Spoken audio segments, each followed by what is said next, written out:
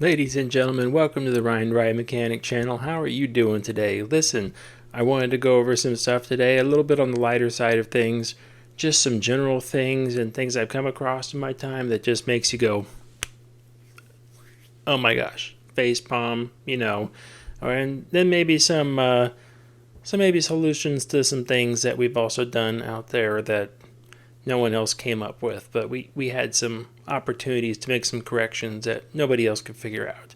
So let's get into it. Now get ready. Here we go. First of all, welcome back. I'm glad you're here and watch another video. And if this is your first time, please like and subscribe and let me know your comments down below.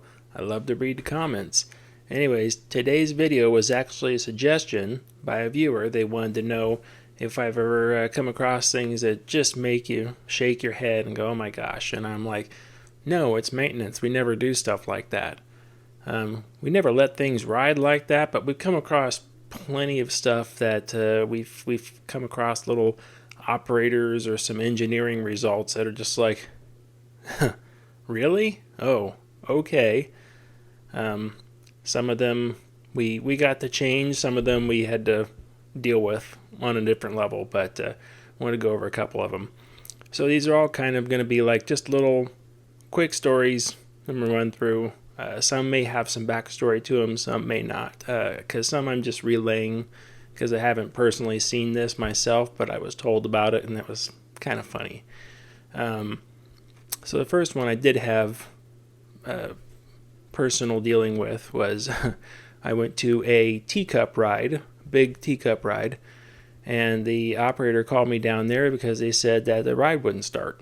Okay, so I showed up there with all my stuff and I said, what's the matter? And they said, the ride won't start. I go, okay, go ahead and try to start the ride. And they said, okay. So they go ahead and get all their stuff together and they check all the gates and make everything, there's no one there, but they're checking all the gates and make sure everything just like they normally would. I told them to run through their normal procedure and try to start the ride. And so they did. They came up to the panel. They put their hand on the operator present button. And then they hit the start button, and then they looked at me and they were like, see, it doesn't start. And I said, where's your key for this ride? And they looked at me and they said, what? And I went, you need a key to turn the operator present on to operate the ride. And they go, oh, I didn't know we needed a key for this ride. I was just like, okay, wait here just a second. I'll send somebody else. I'm going to go off and do some other stuff real quick, but I'm going to send someone else over. And they go, oh, okay. So I turn around and I call the operational supervisor for the area. And I'm like, I need you to come down here, the teacup ride. And they're like, why? And I'm like, the operator doesn't know that the ride requires a key. So I feel like, and you always have to make these things professional because everybody is listening across the park, right? So I'm like, I feel like there's an opportunity for education here. And they were just like, there's a pause on the radio and they're like, agreed. And I'm like, okay. And that was the last time I heard of that. So that was kind of funny. That was my operational side. The rest of these are pretty much going to run into the maintenance and engineering side because that's what I have the most experience with. I could probably say more stuff where an operator just screwed up and didn't do something right, but I mean those are all learning opportunities, so I'm going to kind of steer away from those and go back to the maintenance side of things where things are a little more difficult to explain. An interesting one I saw one time is we were putting a train back together after servicing it, and I called the mechanic over and I said, hey, fix this nut. And they said, why? And I said, because it's on backwards. What? And I actually took a picture of it. I honestly don't have it anymore, but they had threaded the nylock on backwards somehow. They put the nylon part on first and then threaded it down, and the threads actually caught and pulled the nut down with it. So had a nylock backwards on a nut. That was interesting to see. It was kind of one of those head scratchers, and even the mechanic was like, how do we do that? I'm like, I don't know, but it's done. So there we go. Another one that I know of is I was called out to our floorless coaster because they said we have a bad road wheel and they needed help changing the road wheel. And I was like, why would you need help changing the road wheel? It's 6 bolts and you push the pin out and you put a new wheel there, push the pin back in, tighten the 6 bolts back down. Why do you need help changing a road wheel? And I'm like, I can't get the road wheel out. It's like, what? Okay, so I went out there to help because I was like, something's going on here. This isn't normal for this person. Get out there, and there is a Superman cape that the park was selling, wrapped up into the road wheel so hard that it had mechanically spread the steel just slightly, but that thing was wedged in there, and we tried very hard to get that out. What we actually ended up having to do, because the wheel was 100% trash, it had actually gone all the way through the urethane and gone into the aluminum, just completely cupped the bottom of it because the wheel wasn't spinning for probably, 15, 20 cycles. The wheel just wasn't turning, it was just flat. So I think we ended up taking a torch up there and literally melting the cape out of that assembly in order to remove the wheel. That was a pretty expensive cape. I mean, the cape was only like $6 from the park, but that wheel was like $1,200 to replace on that ride. So that was one of those, oh my gosh, I can't believe this happened. Speaking of locked up wheels, we had just replaced 2 road wheels on a Skyrocket, and the ride was blowing through road wheels for some reason. We hadn't figured it out at the time, but we did figure it out. It was just going through road wheels left and right. So it went through 2 road wheels, same wheel carrier, same side. So we went ahead and before we ran it, we replaced the 2 road wheels, and then we ran it. It did its normal swings. It did everything just fine. We ran 3 cycles on it. And then for some reason, there's really no need to go back down and check on those things because once you assemble them, they're done. There's nothing else you could do. But for some reason, the mechanic, I should say, decided to go back down and check and just make sure everything was still okay. And he went down there, and the road wheel that he would replace on the front side of the wheel carrier still had the part number sticker on it. And he's like, the sticker's still on it. I'm like, how is the sticker still on it? He's like, I don't know, it should have worn off by now. I'm like, yeah, 3 cycles, it should have worn off by now. And then he yells up, he goes, oh, it's because the wheel doesn't turn. What? Yeah, the wheel doesn't turn. And we went down, he stopped the ride and went down underneath the station and jacked that wheel carrier up and tried to turn the wheel, and we could not turn the wheel by hand at all. We couldn't turn it. And we were like, what the heck? So we ended up loosening the retaining plates on both sides, and as soon as we backed just a slight bit of pressure off of it, the wheel turned perfect. Like, no problems whatsoever with it. It just spun freely and everything. But then we tightened the bolts back down just a little bit more, completely locked the wheel up. Like 100%, that's not right. So I think we ended up actually throwing that wheel away completely. Even though the aluminum wasn't hurt, we didn't know what was wrong with it. It must have been like a machining, like a tolerance difference or something, because we couldn't figure out what was wrong with that wheel, so we just threw it away to get it out of circulation so nobody else made the same mistake again. But that was a weird one. We couldn't figure out why that, as soon as we tightened that pin down, it just stopped turning completely. That was weird. So this one was after rehab. We we're putting the impulse coaster back on the track, and it's a pretty dicey process, but we had just put the train back on the track and buttoned up the transfer, and we were like, well, instead of trying to get a bunch of, you need like 10 people to push that thing. So instead of trying to get 10 people out here, why don't we just turn the ride on and move the train back with the ride? Which it could do it. It couldn't home it, but it could get it most of the way back to the station for us. So that took care of a lot of the work. So we turned it on, and we could hear the motors go out and right where the train is, and then the motors would come back. Because there was no rake on the train, so it couldn't find the train. But we were relying on the motors just to bring the train back a little bit more than where it was. Nothing. And we tried it like 4 times. We're like, why isn't this working? So we're like, okay, get a whole bunch of guys, go out there. We all got on the train, started pushing. Wouldn't push. What is going on? Like, the ride didn't move it. We're like, we can't move. We're like, grab a couple more people. Like, grab a couple more people and get out there. We're all pushing on this train. Nothing. So what we didn't know was that when they put the wheel carriers together, the road wheels are eccentric, which means, there's a big cap, and then the hole is off-centered to one side. So as you rotate that cap, that hole rotates up and down, depending on where it needs to go. So you can set the height of the wheel carrier that way.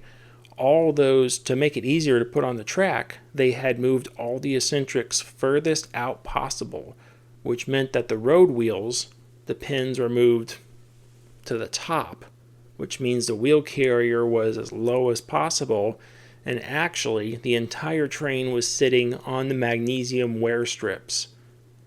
None of the road wheels weren't like free spinning, but none of them were really touching the track. So that explains why when we put it on coach by coach, we would use the forklift to put the train on and move to the next coach. And the forklift can overcome those wear strips no problem. The ride couldn't do it, and like 8 people, 9 people couldn't do it either. But that was one of those things. It's like in the future, it was like, okay, do not back off the road wheels. Like, leave those the same. We're going to leave the road wheels pinned right where those are. It was also one of those funny ones talking about new stuff, new trains. We got our trains on a particular ride, because I don't want to call out this manufacturer, because as soon as I said it, everyone would know what it was. But the trains came in it was a brand new ride. We just got the thing. The trains came in. They looked amazing. Absolutely amazing. And they came with this quality control check sheet book that was literally like 2, I don't know, they were thick. They were like 6-inch binders of paperwork that just every single thing was done to these trains and was checked and initialed and signed and dated, and all the devices used were categorized. I mean, like, it was an airplane's worth of technical information in there. Really amazing to see. Pulled the thing off the shipping pallet, went to go put it on. Doesn't fit on the track. It didn't fit on the track. It was like, why doesn't it fit on the track? Well, when they assembled everything, the wheel carrier yoke, this is the part that holds a wheel carrier, it's like my hand. Quite literally like my hand. A pin goes through it this way and the wheel carrier is held like that. Well, it is like my hand. It is offset. So when they had put all the wheel carrier yokes on the trains, they had put them on backwards. So what that did is the wheel carriers were all still able to be assembled, all that normal stuff, but instead of being like I remember what it was, instead of it being like an 800 millimeter gauge with the wheel carrier yokes on the correct way, it was like a 600 millimeter gauge. It was way off. So it wouldn't fit on the track. So we were laughing our butts off. We're like, all this QC and all this engineering and stuff behind it, and they put the yokes on backwards. And we did have to give them credit. It's like they were all backwards. Every single one of them was backwards. So, well, at least they did it consistent. Not, it wasn't just one was this way and one was that way. The whole thing was consistent. Same manufacturer, when we got the ride itself, shipped us the top of the ride before the bottom of the ride. And a lot of people might be like, well, what? What does that mean? Well, when you're assembling a ride, you build it from the ground up. And so we're waiting for parts and pieces of this ride, and we finally start getting trucks in with, container trucks in with big, support pillars and stuff like that. And they were sending everything that was the top of the ride first. And we were just like, are you kidding me? Sent the top first before the bottom. So we had to basically move everything twice because we had to unload it and set it in a laydown lot. And then keep doing that. And finally the bottom started arriving. So we started unloading that at the job site. And then as soon as that stuff was done unloading, we went back and got the stuff from the laydown lot and started bringing it back there. It was a lot of unnecessary work, but that was a mess up. That was just a shipping mess up. That's all that was. Just a shipping mess up. Could not believe that one. So let's see. When we're talking about rehabbing trains, there's a couple instances where we had snap rings. They're really fun. Snap ring is a little tiny metal retaining clip that goes on the end of a shaft and prevents a nut from falling off the end of the shaft. It's a last safety. I always wondered, how well they work, because it seems like they're just barely hanging on the shaft to start with. So it's like, do they really work that well? Well, on the SLC, it's got a giant nut on the top of the thing, on the top of the coach. You need a 55 millimeter socket to take it off, and it's down to theoretical 1,200 foot-pounds on top of that thing. So it is really on there. So the guys started taking it off, and they're like, we can't get that nut off. And I'm like, what do you mean? So they had a 3/4 inch impact wrench tied up to shop air. So I'm like, bring the Ingersoll Rand over, which is a compressor. It's a portable compressor, has a higher pressure than what the shop does. So bring the Ingersoll Rand over, let's hook it up to that. So I bring the Ingersoll Rand over there, we hook it up, 3/4 inch, still hammering away at this nut, can't get it off. I'm like, okay, big guns now. Let's pull out the 1-inch impact wrench. So we get the 1-inch dual anvil. It's got, 2 handles on the side that just stand up on top and hold it there. And just we're just standing up on top of a thing, just going bam, bam, bam, bam, bam, bam, bam, bam, bam, bam, bam, bam. And I'm like, let me see. And I get up there and I pull down that trigger and it's just like bam, bam, bam, bam, bam, bam. And I'm just like, man, that thing is solid. It's not even trying. Why is this? And for the first time since they started, I take that impact off. I take that off, and I look down at the nut, and right at the edge of where the nut meets the shaft, I see the snap ring on there just bowed up, just holding on for dear life. I was like, oh my gosh. Okay, guys. We grabbed the impact. We went to tighten. We got 3/4 of a turn back out of the nut. Pulled the snap ring off, and then that nut just came right off after that. It was just like, oh my gosh. Okay. All right. We got through that one though. The other one is more of a blunder with snap rings, and we've had this before. So when you're building a wheel carrier to the SLC, on the inside you push a big ball type bearing down inside the wheel carrier, and then to ensure it stays there, you put an internal snap ring in the bore and lock that thing in place. Well, when we were done assembling the train, we've got it on the track and everything, we were talking about stuff, and then the guys that were assembling the wheel carriers didn't remember if they put the snap ring inside. And I'm like, what do you mean you didn't remember? And they're like, well, I don't remember if we did or not. And I'm like, where's the snap rings? Because that's an easy one. In that case, you'll have 22 old snap rings sitting around. and I ordered them in packs of 5, I believe it was. So I'm like, you should have basically 3 new snap rings sitting there with 22 used snap rings. And we go over there, and there's all the used snap rings, and there's all the new snap rings. And then I start getting conflicting stories. No, I'm pretty sure we put them in. It's like, okay, well, where'd the snap rings come from? Well, I'm pretty sure they were from the leftover stock over there, which we have. We have rehab's worth of stuff built up, and it's not surprising. Yeah, we have tons of brand new snap rings in there. Absolutely. So I was like, okay, well, we need to go out to the track, and we got to pull the train over to one side. And this area where this is, it's right between where the rail is and that the wheel carrier. It's like this. So we spent a while, and we had to get special tools up there to take the 4 screws off, remove the cap, and then you had to get a mirror, a flashlight, to see behind it all the way around the track and go back inside and see the snap rings. Luckily for us, they actually were all there. We had to take every single one of them apart going down the train. It was like an extra 2 days worth of work. But we took all of them apart and verified that they were all there. And so after that, it's kind of silly, but after that, every time we put one of those caps on the outside, I made 2 people verify that the snap rings were in there. And then I said on the outside in Sharpie, right dead center, because I'm like, no one will ever see it.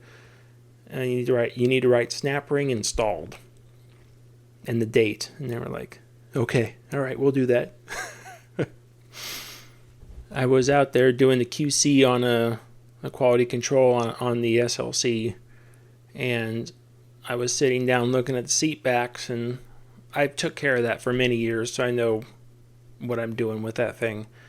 And I told them, I said, the bolt in the lower left-hand corner of the seat is loose. They're like, no, it's not. Yeah, it is. Check it. And I'm like at the next seat back, and they're like, nope, it's tight. And I'm like, okay, show me. I don't know why are we conflicting here?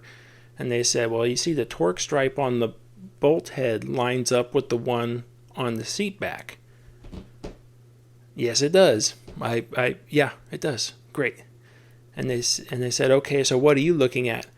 And I reach over to that, and I put my finger on the washer and just spin the washer, and the washer just goes wee right around the shank of the bolt.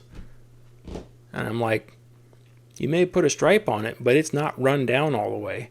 Turns out they used the wrong length bolt. It was 5 millimeters too long, so it actually bottomed out and stopped and torqued, even though it wasn't touching the back. So I was just like, they're like, how did you find that? I'm like, I check things with my hands. I put my hands on it and try to move and do things.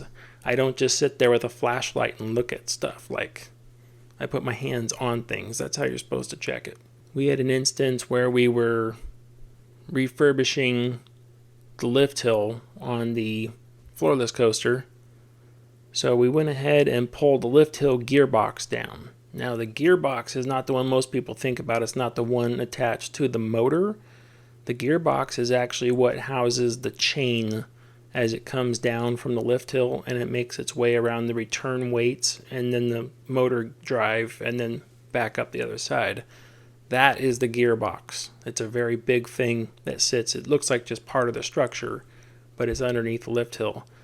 So we had replaced all that stuff and put new gears in there and everything else. And then we had hired a crane company to come in and get that box back up to the bottom of the track, because they had to dunnage it down, and so we had to lift it back up. Well, they had used the input-output shaft of the gearbox as something to rig off to, so they rigged straps around that, and they went to the rails right above it. And then they did the same thing like a harness in the back, went to the rails above that. And it wasn't until we were all done and back together and the ride was actually back in operation, I was walking by the lift hill and I was hearing it lope I was hearing it kind of like the pitch of the motor was going up a little bit and then down a little bit, then up a little bit, then down a little bit. And I looked at it and I watched it for a little bit, and then I could see the motor gearbox assembly on the side of the gearbox. I could see it sitting there doing this number as it was running. And I was like, oh my gosh.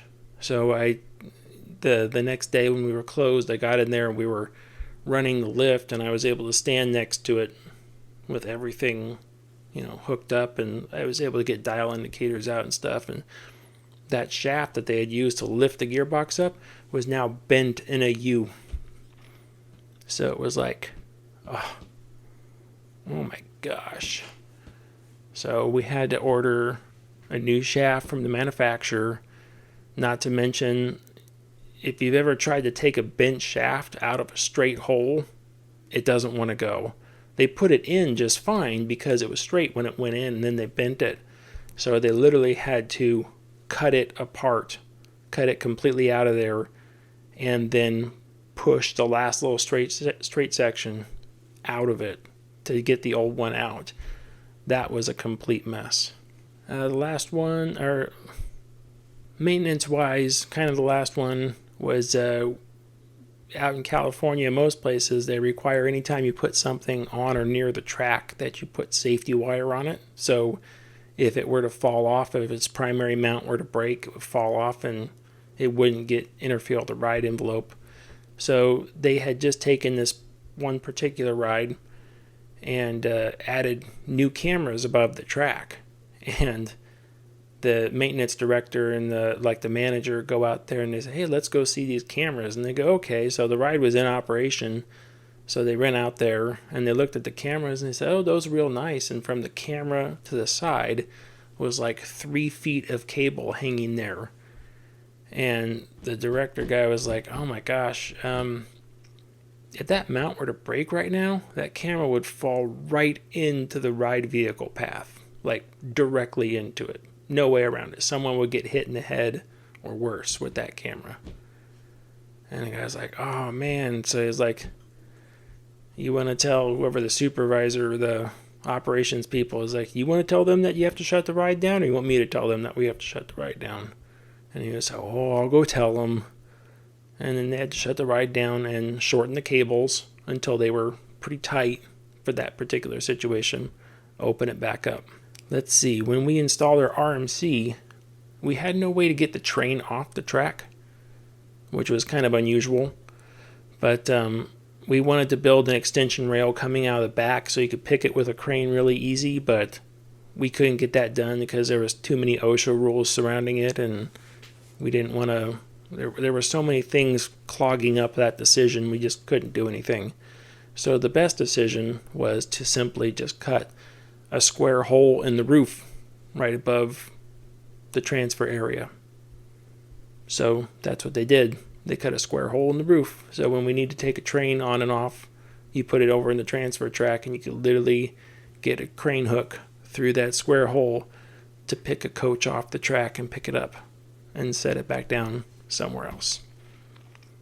That was cool. On the Skyrocket ride, when I reviewed the preliminary plans for it, this was like 2 years before it was installed, about a year before it was installed. I looked at the first tower and I said, where is the ladder going up the side? Where is the platform up on top to get up there? And they said, well, what do you need a ladder for? And I'm like, well, isn't there brake fins on the other side? Yeah, there's brake fins on the other. It's like, so we should have 2 ladders, one up that side and one up the first tower. I'm like, the first tower is just for when the train gets stuck up on top. And they said, that'll never happen. I said, yes, it will. And they said, no, it won't. It's like a 1 in a billion shot or something like that. And I'm like, it's a launch ride that goes up over a high spot, right? No, yeah. And I'm like, okay. At the time, Top Thrills was open, King Ka was open, a handful of other ones. I told them right there, I said, hey, Google any of those rides and just say whatever ride it is, stuck. And you'll come up with every single one of them. where the train has gone up to the top, crowned, and then just stopped right there. No. That won't happen. Okay. Then what was it? It was like 3 months after opening the ride. Hey, guess what we're going to install? Catwalk. Cool. With a ladder up the side, right? So we can get up there? Yeah. Did we make the news? Yeah, we made the news. That was fun.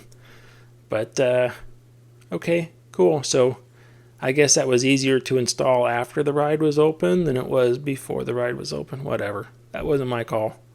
Still kind of hurt about that one. When it comes to other engineering blunders that I know about, like one of them was pretty big. They had just opened up they were trying to open up a brand new attraction down in, I won't say the name of the park. It's a log flume ride that was in a mountain. They tried to open that one up, and they sent the first log out. The log wouldn't go around the corner. When they designed the flume, how the flume S's around, they did not take into effect the chordal of the log. So the log went around the first corner, got stuck. So the log's flume actually had to be opened up by a good chunk to allow those logs to pass through there, which had to cost a lot of money to do that. Whew, man, I'm going to be the engineer who did that one. The last one is one of my last installs that I helped with, because I actually didn't get to see it finished, but the last install I got to help with, they sent the track, and the track couldn't be put together because it was just way off. It was like, you get two pieces, and they were like, this? And it was like, which, I mean, you could force track into place, but it was like, okay, once you got them down to here, they were still like this, and it was like, that didn't look good, but we couldn't get them to twist and actually line up in the same plane, so that was not a good one at all. It was just like, my manager at the time was really good at getting stuff installed. I mean, he had been doing it the majority of his life. So he was really, really good at this stuff. And he's like, this isn't going to work. And then all the engineers just had to tell him, like, well, you're not doing it right. And I'm like, that's not a good statement to make, because typically when it comes to actually working in the field on stuff, this is not true for everybody. I'm going to get a lot of hate over this, I understand. But typically when you're working in the field on installation and stuff, the engineers don't know what they're doing, but you need a field technician to actually get it to work. That's a general rule of thumb. It's not all the time. I'm sure there's plenty of engineers that really know what they're doing.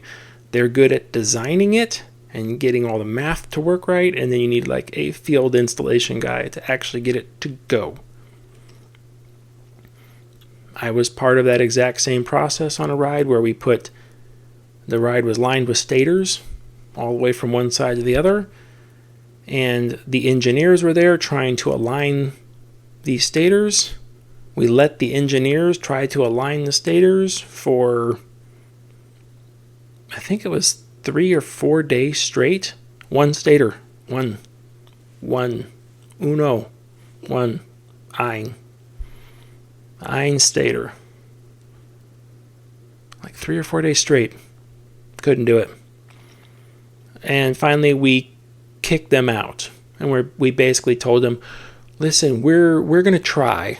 That's all we can do is just try, right? We're just going to try to align these stators. Why don't you guys go take a day off, go see a movie, do something? Because on these projects, you don't understand the grueling schedule that is going on these things to get them going. So we just told them, take a day off, relax at the hotel, go see a movie, do something, try to relax. Just time off. Okay. They took the rest of that day off. They took the entire next day off, and they came back and they're like, I've got an idea on how to align that stator. And we said, that's really good, but we only have one left to do. And they said, wait, you have one left to do? I said, yeah, we've already done everything. They're all aligned? I'm like, yeah, they're all aligned. We've been aligning everything just fine. And it's like one of those things that's like, yeah, we know how to do this stuff. Let us do it. I'm sure I'm going to get lots of hate for that comment, but whatever. It was fun. That was such a stressful install too. Oh my gosh. Anyways, it's been too long now, I'm sure. Everyone's probably asleep. I'm Ryan the Ride Mechanic. Have a good evening, day, whatever it might be. And remember, stay off the air gates.